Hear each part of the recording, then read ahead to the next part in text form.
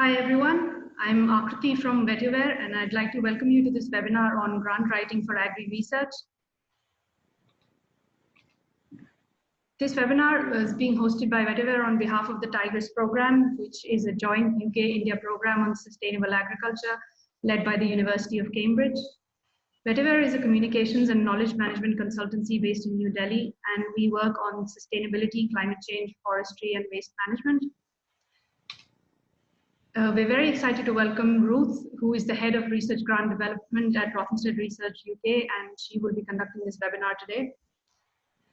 Before we get started, I'd just like to go over a few points.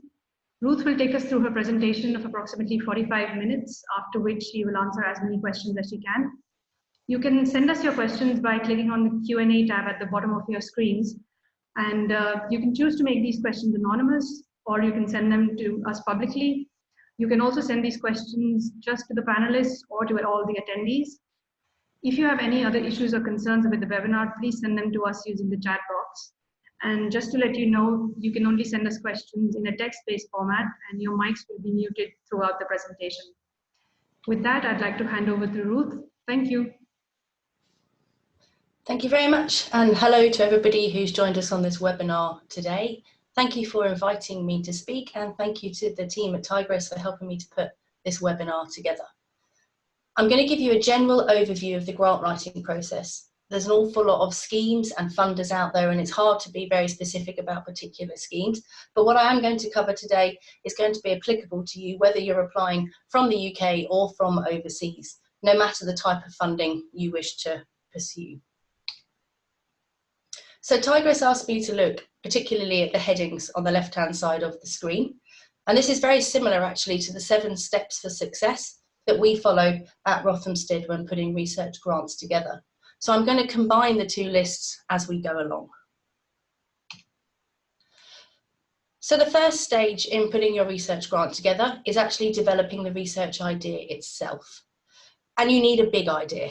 The question is, where does it come from? And in actual fact, we're not involved in the formulation of this big idea in the Research Grants Office. So I did go and speak to some of the senior scientists here and ask them how they came up with their big idea that then got funded.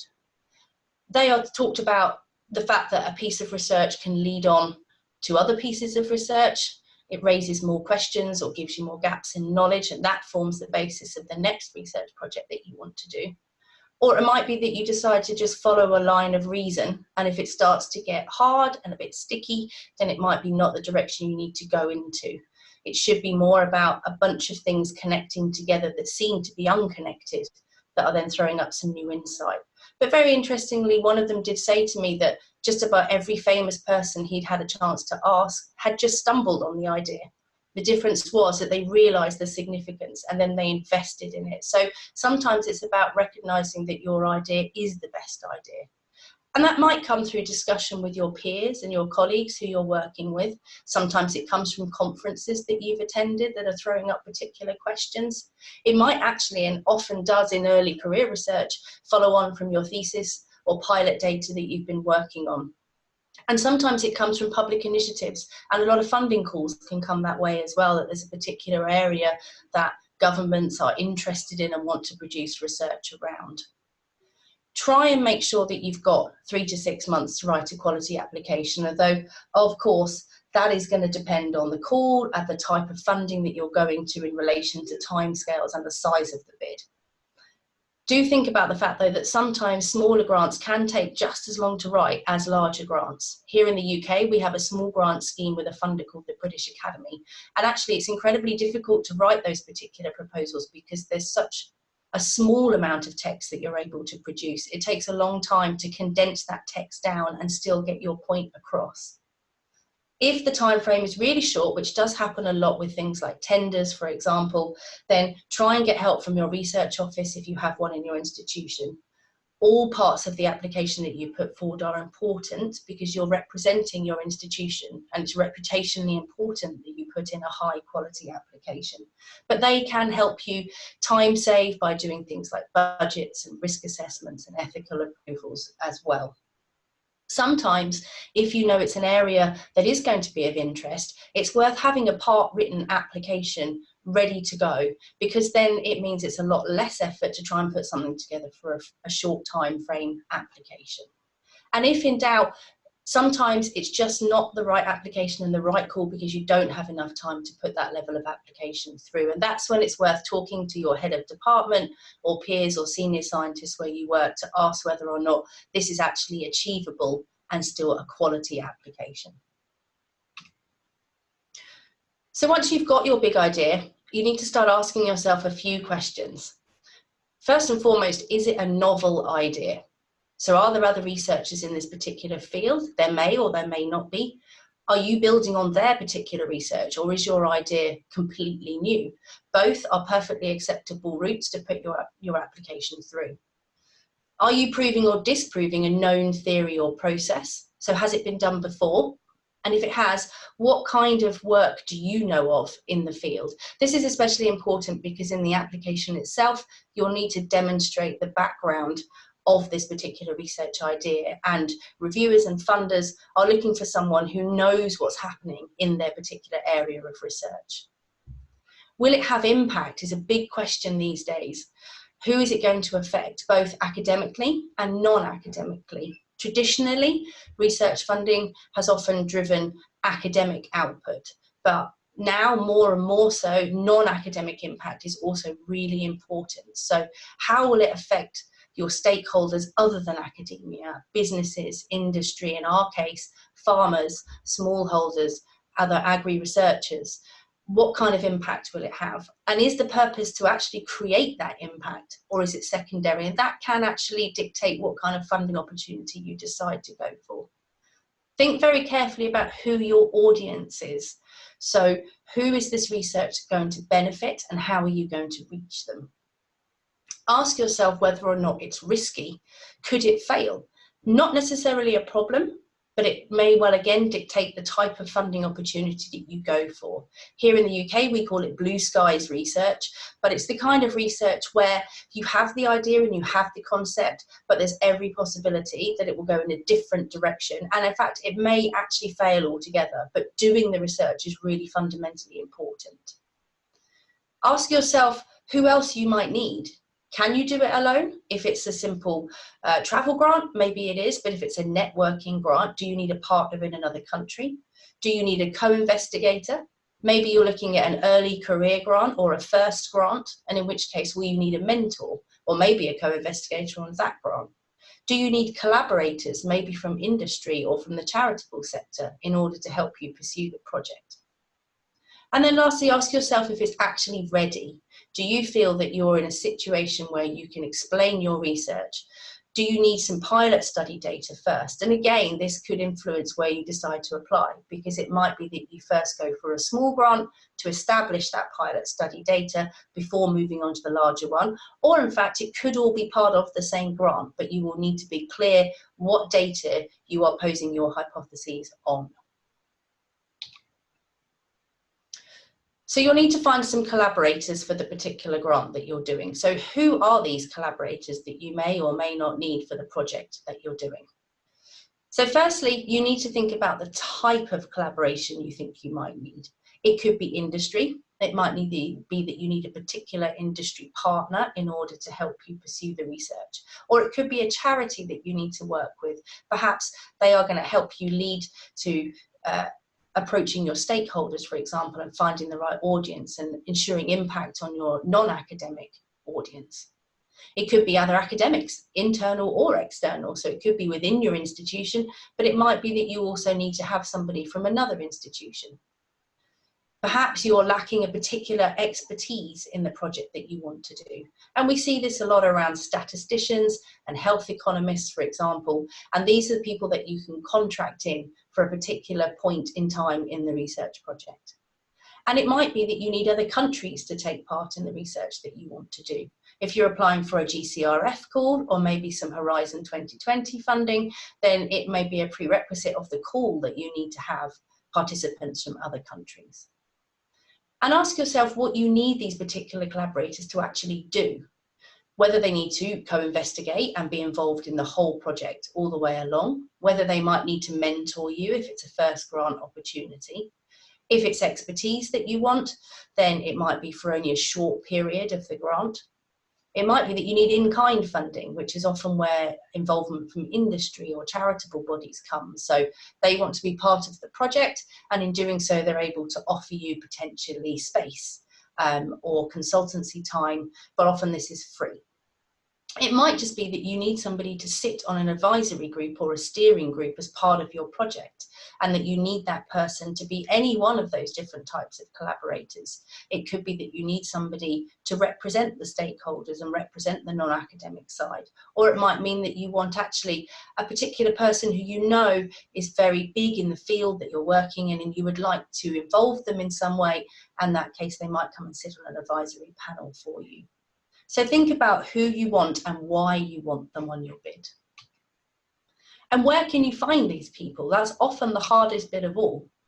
Grant support is very important. You might have a grants office, you might have a knowledge exchange or a framework office.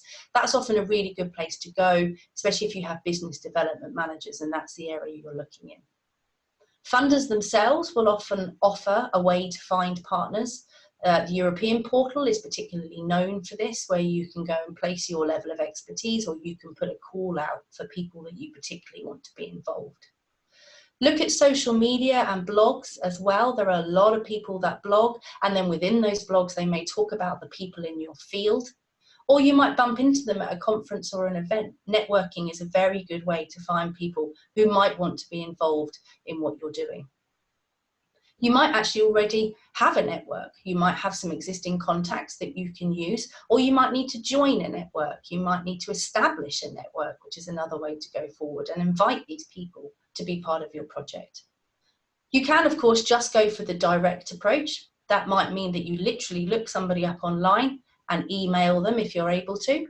Or it might be that you know of somebody through looking at the funder websites. You've looked at previously awarded grants and potentially there's someone in your area. Or you might have some links through the colleagues of the people that you work with who are able to put you in touch with certain people who you might want to be involved. All of these are great ways of finding your collaborators. And then you need to think about the actual funding opportunity you want to go for. And there are all sorts of different types of funding opportunities out there. And it very much depends on how many people you need, how much time do you need, what level of consumables or equipment are you going to need, what sort of outputs are you planning on putting forward. It might be that you just need a simple travel grant to get from A to B. Maybe you need a pilot project in order to establish some baseline data. Maybe you're just going to go full out for the large full grant, or maybe you're looking at establishing and building a network. It might be, as we've said before, that your early career, or this is your first grant and you're looking for fellowships, or in lots of cases it can be a tender that comes out from a government agency or a company who are looking for research on a very particular type of area. So where can you find these funding opportunities? Here at Rothamsted, we use a database called Research Professional, which you may have heard of, that lists all the funding opportunities UK and worldwide, and you can put a search in around your areas of interest and research, and it'll throw up the funding opportunities for you. But if you don't have that, you can use simple search engines. There's lots of times where I've simply Googled something to see what pops up. And then when you find the funders that you think you will be interested in or who fund your type of research, sign up to their newsletters. That's the best way that you'll hear about the type of calls that they're putting out. Look at those funders in particular and do your research on them. So is this funder the type of funder that's funded your kind of research before in your area of expertise? And if it has been funded before, make sure what you want to do has not been funded before. Or if it has, that you're building on that and you're going to the next step. They're going to be looking very carefully at the context and the background when you put your application together to ensure that you understand the activity in your field and you're not replicating what somebody else has already done or trying to do. And do always check that you're eligible before you start doing anything. There's nothing worse than putting a lot of effort into an application only to discover that you weren't eligible in the first place. This is especially key around first grants and early career calls. They're all different insofar as what they're asking for. Some will have a certain amount of time past when you did your PhD. Some will be that you can't be employed in an institution. Some will be that you can, but only for a period of time. So do always check that you are eligible to apply for the call that you are interested in, and whether or not you need some extra support. So if you're looking for a large grant, for example, are you the right person to be the principal investigator? Maybe you don't have a track record, or maybe you don't have a very long publication list. In which case, is it back to looking at collaboration and potentially asking a more senior level scientist to be principal investigator on your bid with you as co-investigator, to have somebody leading it with that level of expertise and track record. So you found your call, you found your collaborators, you found your funder, and you're ready to start putting your bid together. And we are now going to look at effective proposal writing, how to write the actual grant itself and break it down a bit. It's very important at this point to understand the difference between the independent research that you may have already done, either through doing your PhD or perhaps in other areas, and about what funded research actually wants. So with independent research, you're often able to decide what questions you want. You can frame those around your own ideas, around the data that you've got. However, funded research has to meet the criteria of the funder and the needs of the funder. Most government funders will have to respond in how they have spent the money, and so they need to make sure that they're doing the research in the areas that are strategically important to them. Even if you go for what we call a responsive mode, but an open call that doesn't have a deadline, there are still strategies that those funders are working towards trying to achieve, and you need to make sure that you're fitting in with those objectives. So what do funders look for? They look for a clear research, high quality proposal. And the first three questions that I always ask my scientists here to think about is, why you, why this, why now? This is around you being the right person to lead this particular bid for lots of reasons, whether it being in the right area or whether it be the level of expertise. Why this? I will often say to my scientists, what would happen if you didn't do this research? What would actually be the fallout if you didn't do the research? Because now is really important, and asking yourself the question of the novelty and the need. Need is really important in most applications that you're applying for. Remember that all the funders are different. Do read the guidelines that you have with the call that you're looking at, and make sure that your research is a good fit and that you're answering the priorities they're trying to achieve. But they're looking for clear research questions, clear aims and objectives that link up all the way through what it is that you want to do. As we've talked about, they're looking for appropriate background with the right level of references. They want to know that you know what's going on. They want to make sure that the project itself is manageable, that it's ambitious enough, but not over ambitious. Do you have enough time to do what you're planning to do? And do you have enough resources at the same time trying to juggle that with showing a level of value for money? They are always looking for excellent science, no matter where you apply, and they are always looking for impact as well, both academic and non-academic. They want an application that knows what it wants to achieve. Link what you're doing to specific outcomes, and a bit later on we'll look at the difference between outcomes, outputs, and impact. It needs to make a contribution to the research field that you're in and have non-academic impact as well. So it needs to advance research on two paths. You need a very clear methodology so they understand what you want to do, have the right collaborators as we've talked about where appropriate, and make sure that you've got the academic supervision you need if you need it for a fellowship, for example, or a first grant. So going back to what we talked about earlier with our 7 steps to success, one of the key links between the two sets was writing the application. And again, as we've said, every funder has specific guidance on how to construct your application and what headings to use. I see a lot of applications where the case for support or the main bulk of the application has been written without using the headings suggested by the funder. A lot of the time, the guidance is really clear and you simply have to follow that step by step.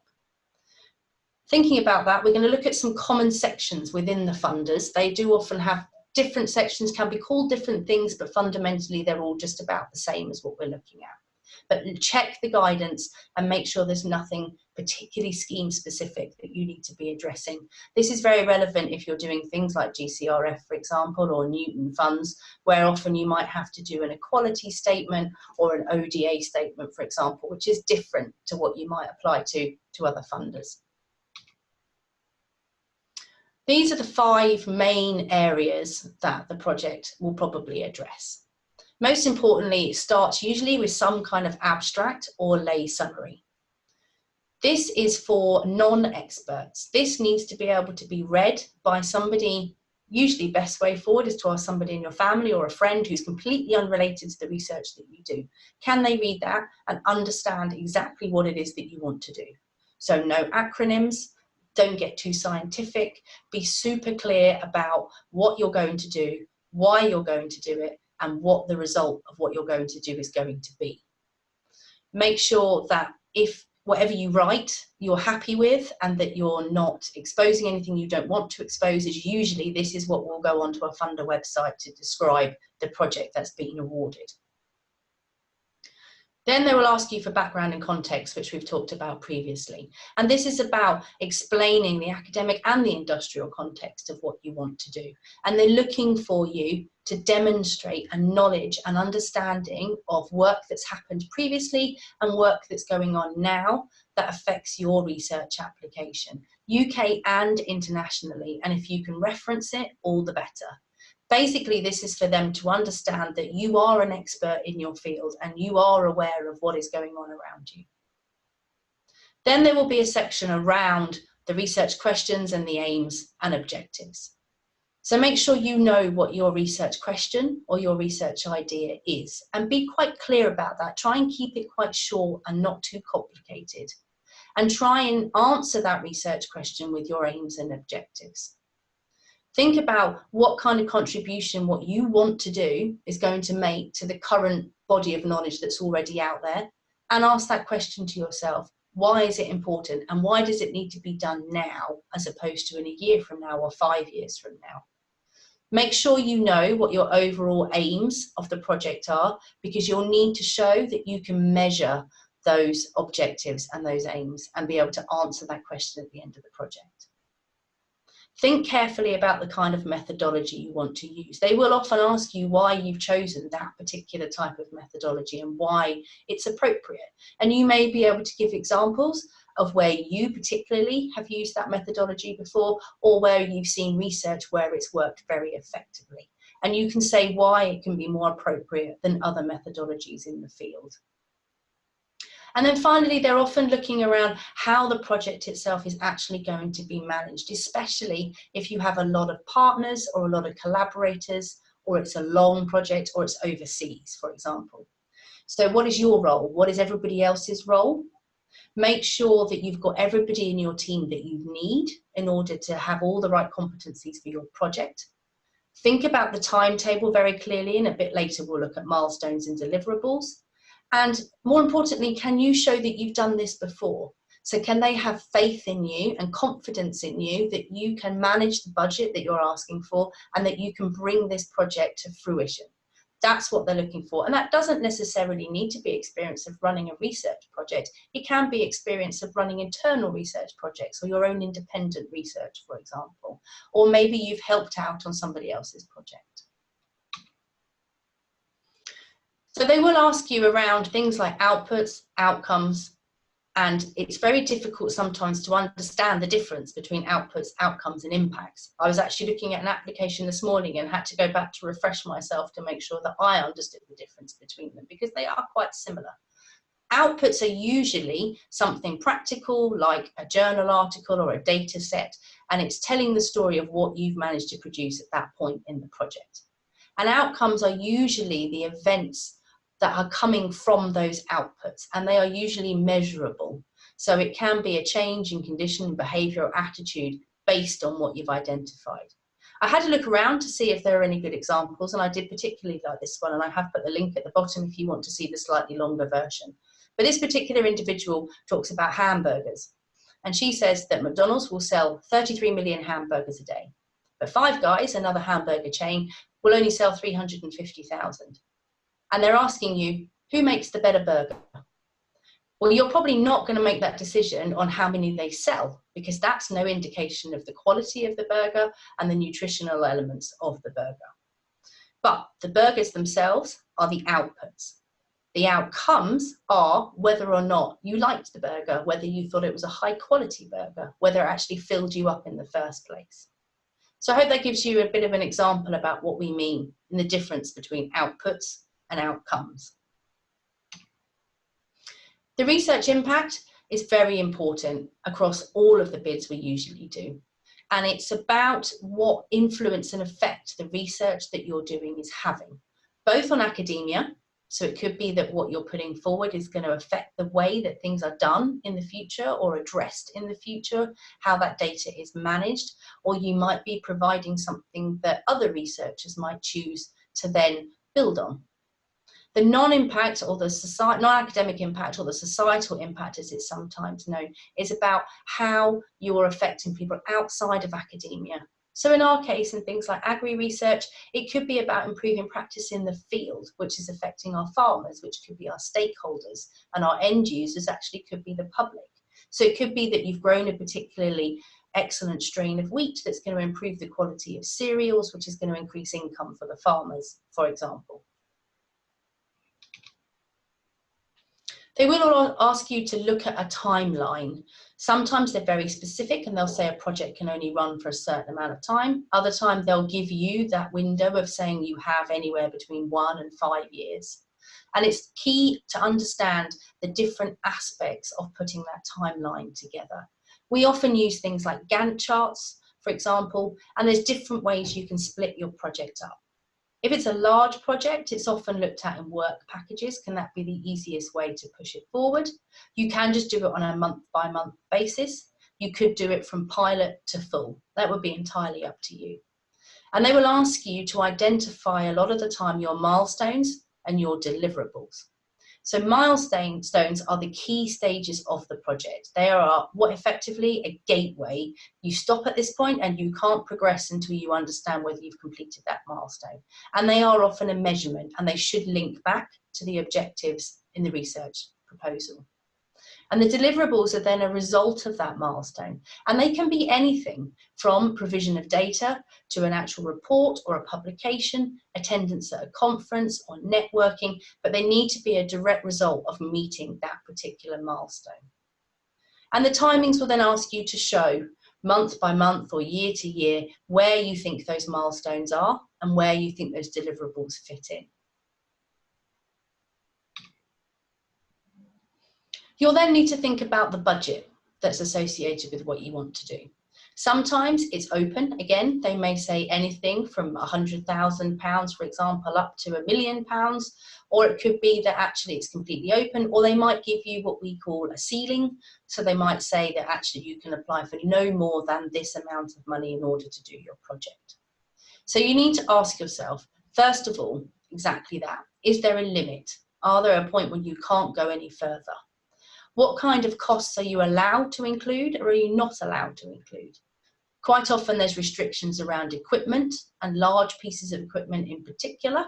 It can be that overheads are not covered, or they might only give you a portion of the overheads.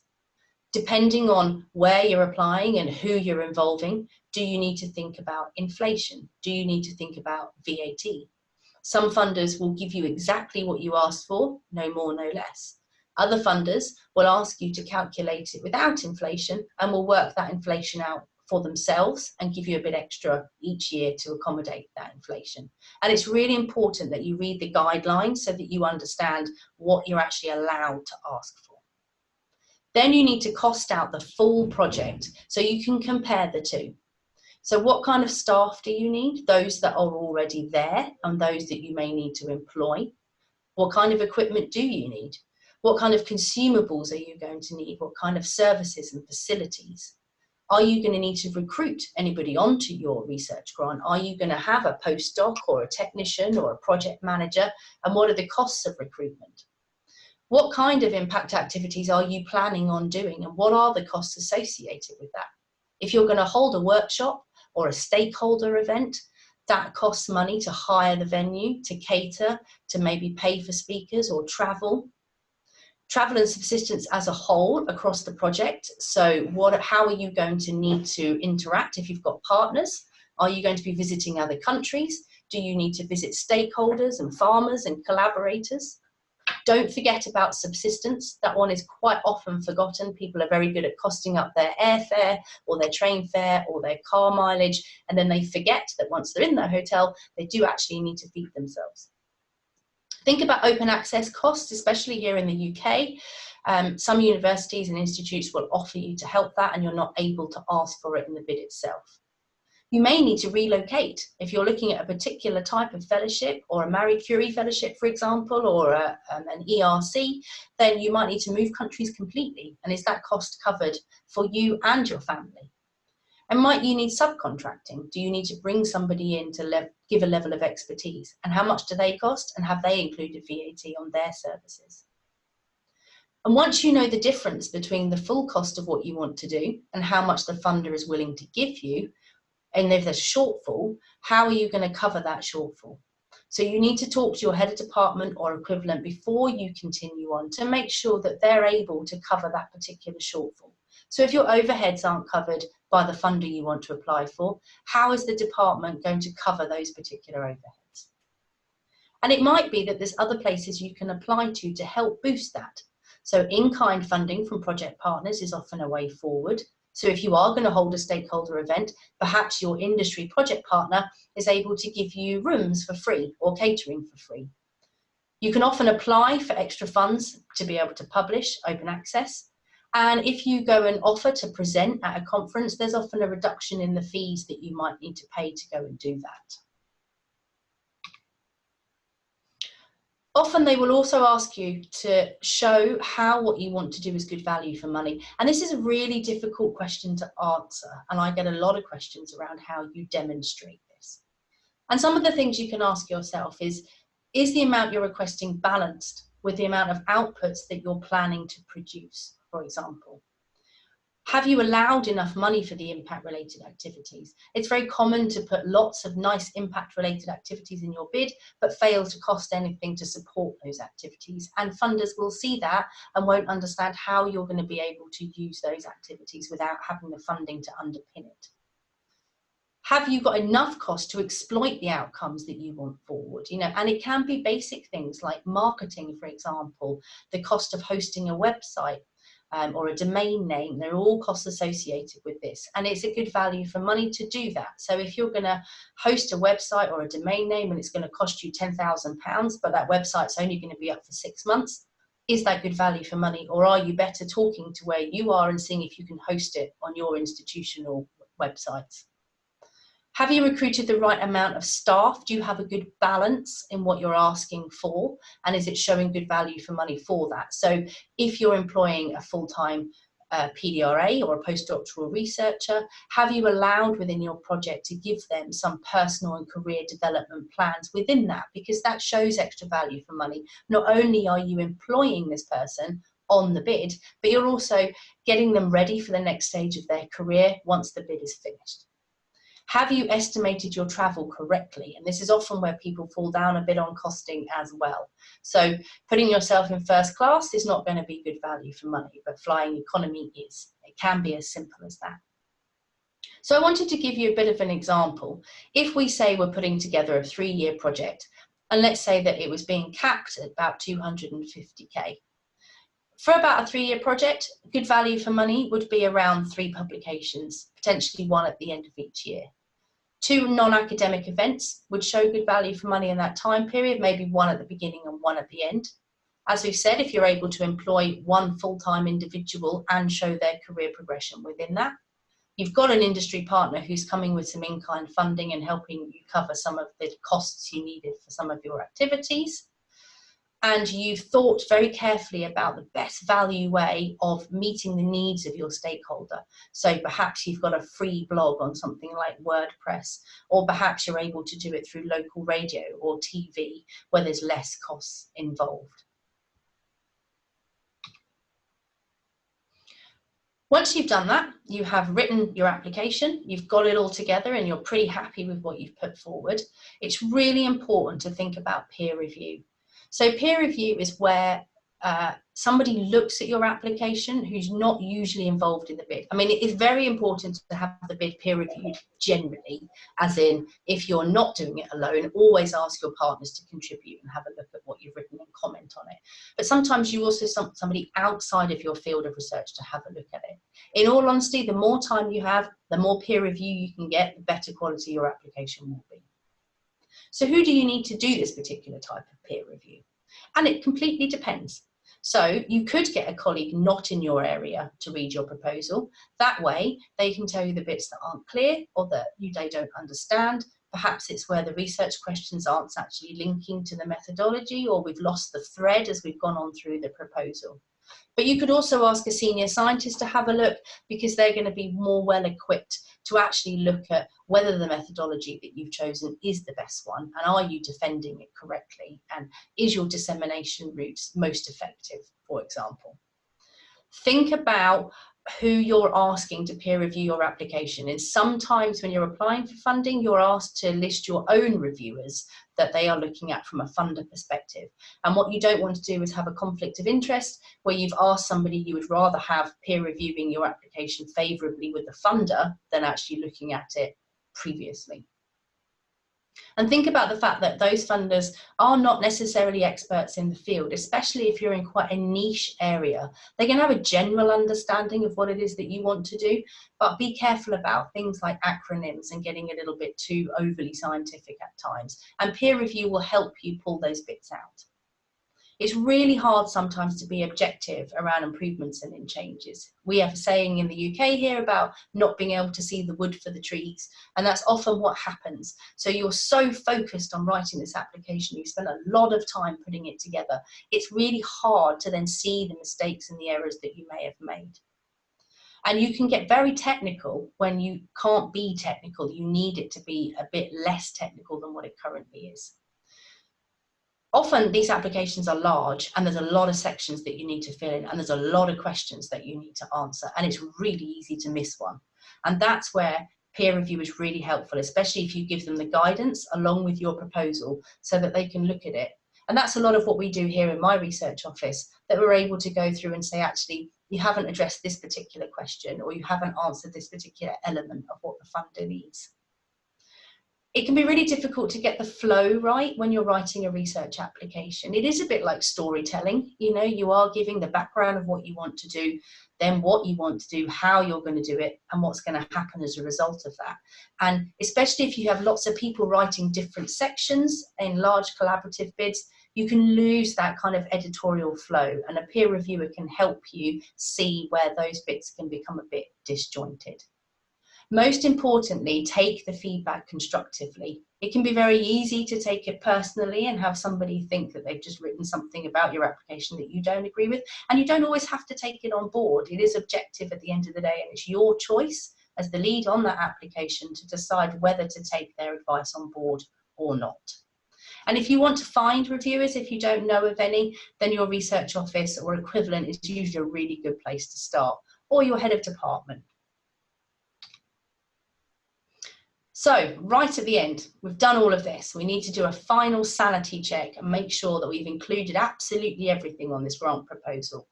In particular, check the details.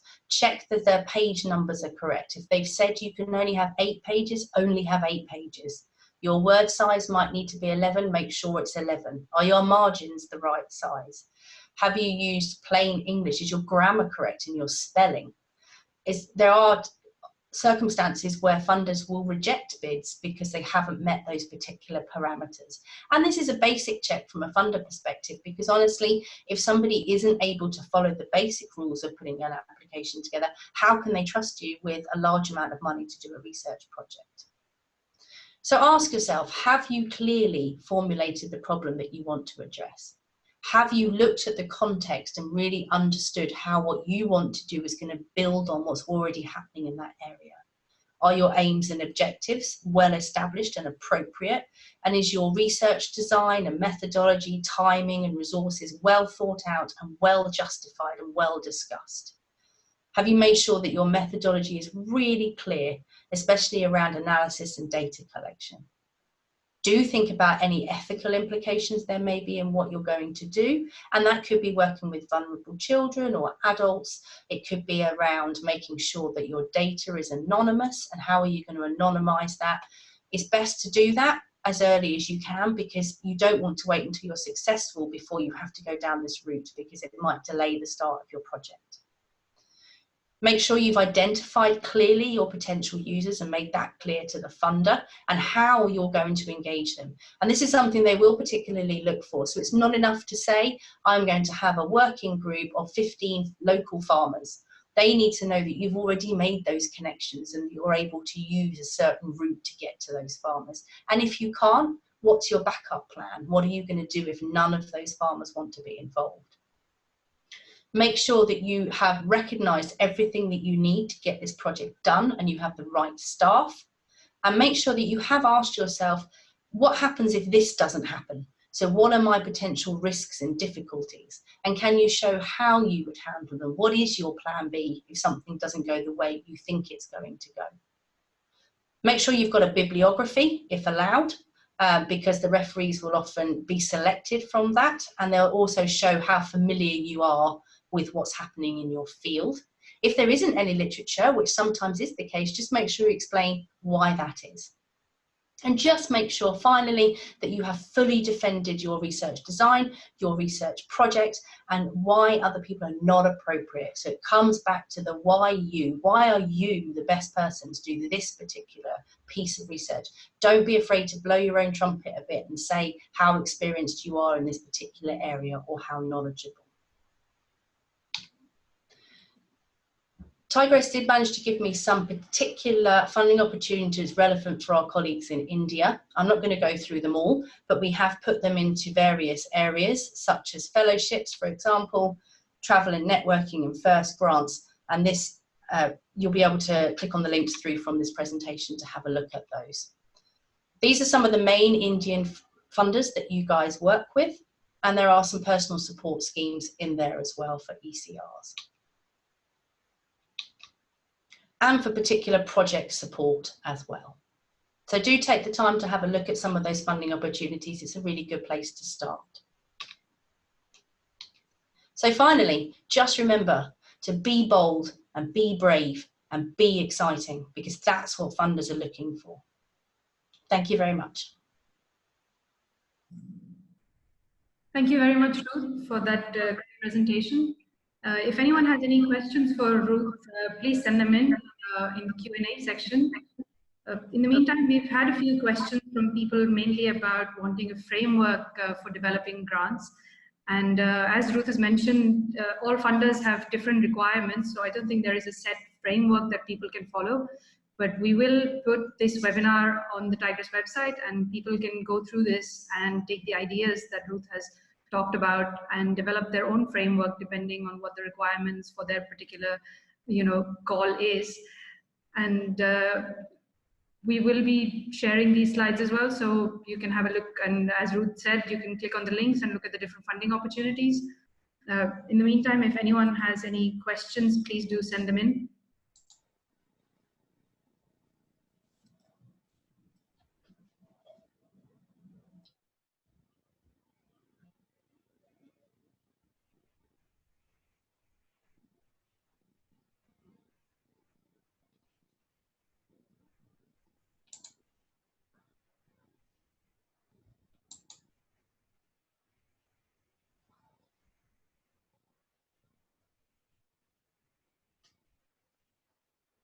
Okay, I do have a couple of questions here about sharing some sample proposals. That is quite tricky for us here in the UK, as they will be quite different from what you might be putting forward in India, and it might be worth talking within your institution and your research grants office about being able to see some of those applications. It can be quite tricky to share some proposals. Successful ones sometimes are embargoed and they're not able to share the full. Sometimes it's better to ask them to have a look at your application. A lot of the time as well, they will try to avoid things like repeating text and not giving too much away. But it is worth talking to your research office. The other approach you can take, which can sometimes work, is looking at people that have been awarded on a funder that you might be particularly interested in, and approaching those people direct to ask if you can look at the original application that they put in. And a lot of the time they're quite open to that. There's a second question about funders that focus on Kenya. That is a tricky one insofar as I would need to know what you wanted to look at and what your research proposal was about. And it would be best to do that with your research office, particularly about finding calls that are appropriate for Kenyan activities.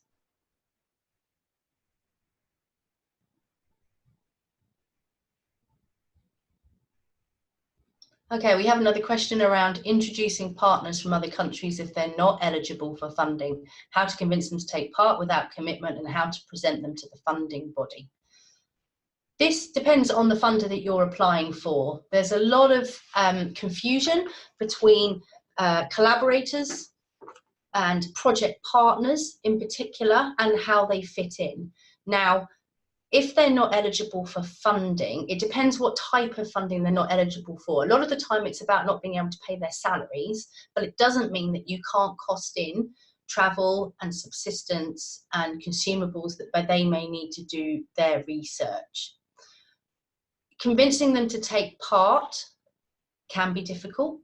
It depends on what you're going to negotiate with them as far as things like publication rights are concerned, IPR. That can be a way to involve people who maybe are a bit more reluctant. Maybe you can't ask for the money for them, but maybe you're able to say, but if you can be involved and give us your time as in-kind funding, we then may be able to meet an agreement with you around IPR and publication rights at the end of the project.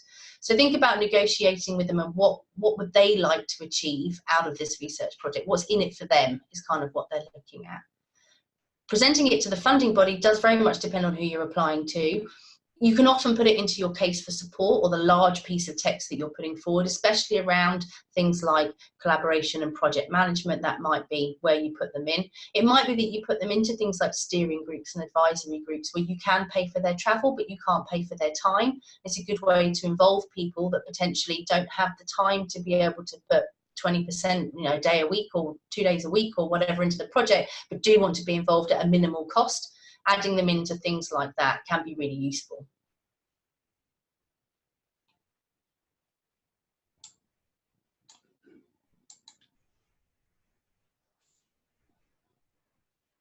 Okay. So we've had another question here that some proposals require a letter of intent before submitting a proposal. Does the letter of intent need to have the same content for the proposal I want to write? Near enough, yes. There is some flexibility. It does very much depend on what they're asking. There's a difference between a letter of intent and an expression of interest, I would say. So a letter of intent is just really usually that you're interested in the field and that you would like to be involved and that you're considering putting in an application, and they may ask you for a basic outline of what it is that you want to do. An expression of interest is usually a bit more detailed, and they may ask you for a sample budget or a quick idea of what it is. But you do really need to stick to what you said you're going to do with the proposal you put together. But you can deviate within that about what the kind of things. They normally don't ask you very specific questions about what methodology you're going to use, for example, but they will hold you to the kind of research question that you want to put forward. And the reason they do this is because they're often looking at how they're going to divide the money up that they have in the pot and make sure that they're reaching their own strategic objectives by the research that they are looking to fund. So if you change the content of what you want to do, you're no longer necessarily fitting into their strategic aims and objectives.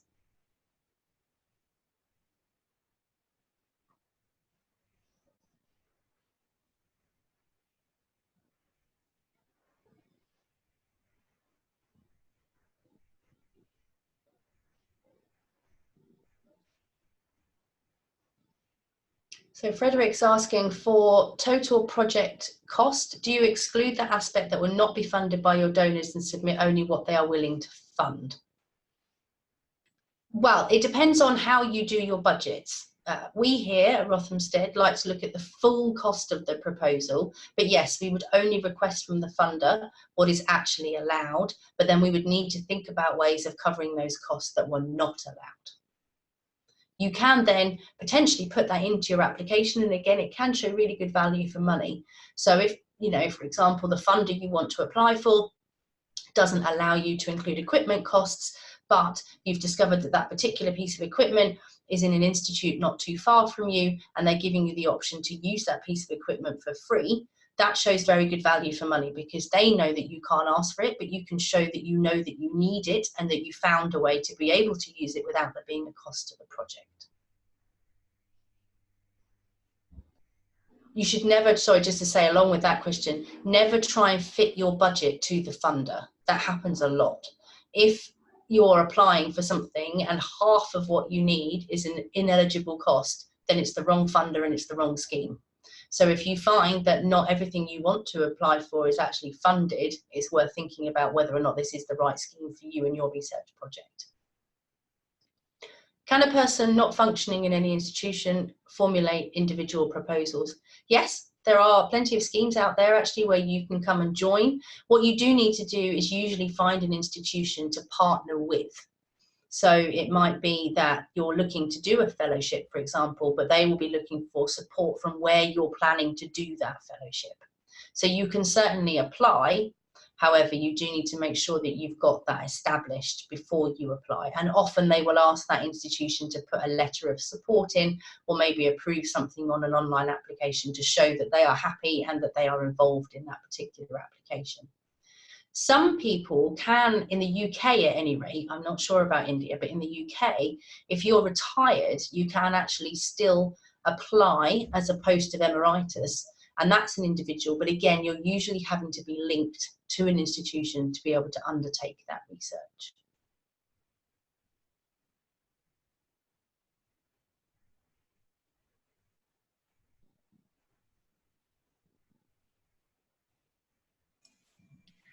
Does anyone have any other questions? If not, then we'd like to thank Ruth. Oh, we've got another question. Some proposals just mention ranges. How much do you aim in between the figures? Yes, this can be tricky. This can be tricky when they say they're expecting a proposal to be between this figure and that figure. It usually comes down to really good, precise costings, because you will always need to justify what you're asking for. So there's no point in going all the way to the top end, because that way you bring in more money for your institution if you can't justify why you need those particular costs and why you've costed it the way that you have. So the best thing to do is to keep those figures in mind, keep those two boundary figures in mind, but cost the proposal realistically for what it will take in order to do it. And in particular, think about staff time, because that's often where things are cut. So if you are realistically going to need a day a week in order to be able to do this research proposal, then put that in. Don't be tempted to cut it down to half a day a week, because you'll find if you're awarded and you're successful, you will struggle to fit it in, and then you'll find you're doing it in your personal time or taking up other work time to be able to do it. So the ranges are really to give an indication of what they feel value for money will be, but it's so dependent on what you need and how long the project is as well.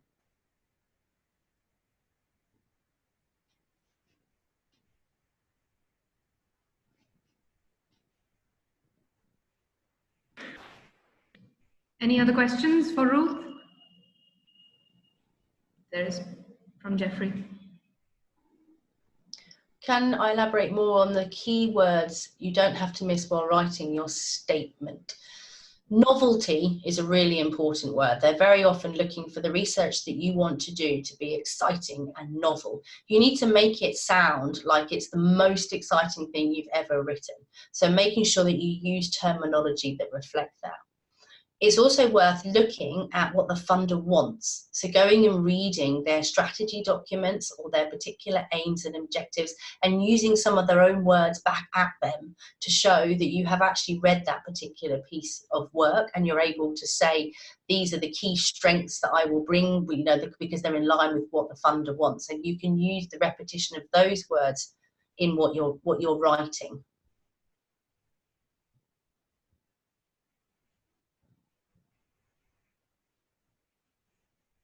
Impact's another one, actually. Always remember to mention impact.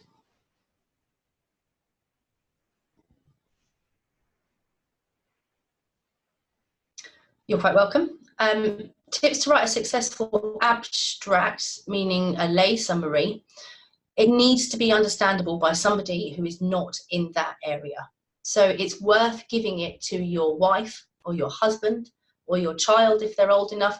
They often say that an abstract or a lay summary should be easily understandable by somebody over the age of 16 is often what they give. And a way to do that is to give them the abstract and then ask them to tell you back what the project is about. And if you have successfully written your abstract or your lay summary well enough, they should be able to read it and then tell you what the project is actually about. That's often the best way to do it. And look at other abstracts. There are so many out there, especially if there's a particular funder you're interested in.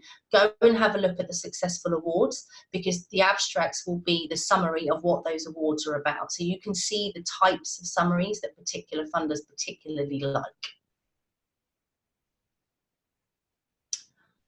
Any good literature or textbooks that deal exclusively with grant writing? There are a few out there. There's not many, to be honest. I don't know any in particular that I would necessarily recommend. I think a lot of mine has come through experience. But if you Googled it, also known as grantsmanship, if you're in America, there's lots of good videos on YouTube that you can look at as opposed to necessarily getting the book. And if you Google that, so for instance, the NIH, which is the National Institute for Health in America, they have a really great video about how to write a great NIH application.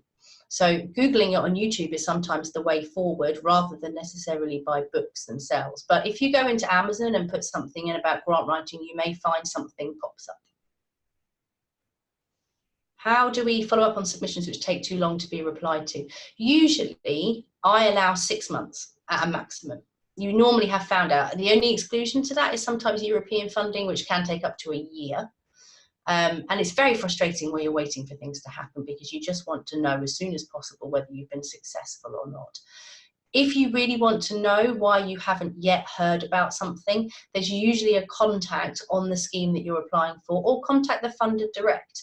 But wait until unless they specify it's going to be in a particular time frame. So unless they say to you, we will let you know within 2 months, leave it anywhere from 4 to 6 months, and then make sure that you then contact the funder and ask them if there's been a hold up. And sometimes there is, sometimes they haven't been able to get the panels together to review the applications, or there's been a delay for some reason or another. So it's worth asking them. On methodology, are there any popular methodology to use, or can one propose anything? You can propose anything. You can propose any kind of methodology you want to use, as long as you can justify why you have chosen that particular methodology and why it's appropriate for the research that you want to do. How does a proposal differ from a concept note? So yeah, a concept note is again very similar to an expression of interest or something along those lines, and usually it's in the amount of detail and the amount of text that you actually have to put in. So concept note is usually just, here's the area we would like to research, how could you do that for us? And then your concept note is, well, I would do X, Y, Z.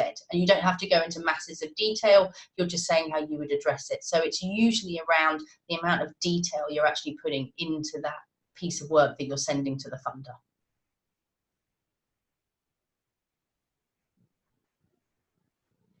Can I follow the same format to develop a proposal for a PhD fellowship? Yes, absolutely.